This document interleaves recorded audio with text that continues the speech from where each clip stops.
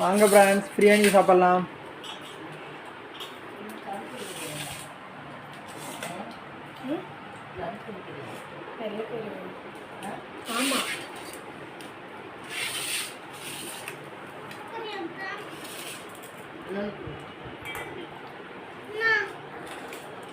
எங்கள் வீட்டில் கேஸ் தீர்ந்துருச்சு, அதனால் கடையில் இன்றைக்கி பிரியாணி வாங்கிட்டு வந்து சாப்பிட்றோம்.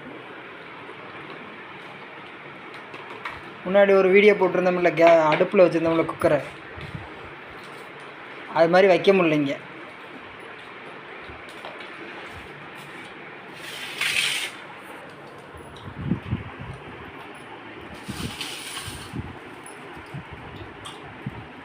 சாப்பிடலாம், வாங்க சாப்பிடலாம் பிரியாணி. நாங்க சாப்பிடலாம் பிரியாணி.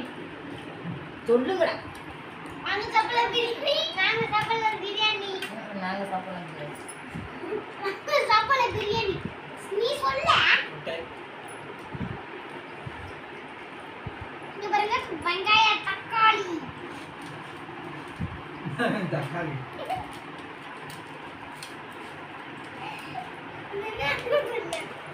வாங்க மக்களே சாப்பிடலாம். அப்படி எப்படி சொல்ற? நீ தின்னு வந்தாத இது தாடி.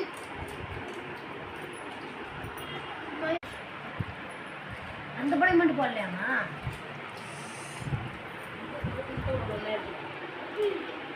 இதுக்குள்ள வேணான்னுச்சு. இந்த படம் போடவே இல்லை.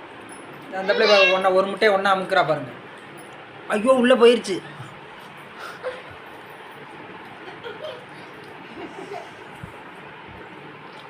வாங்க மக்களே முட்டை சாப்பிடலாம்.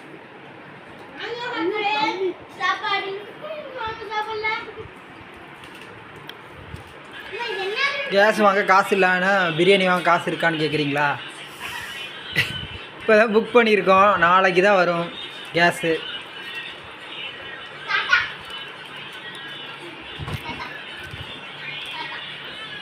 கேஸ் இல்லாமல் சமைக்கிறதுக்கு எப்படின்னு கமெண்டில் சொல்லுங்கள்.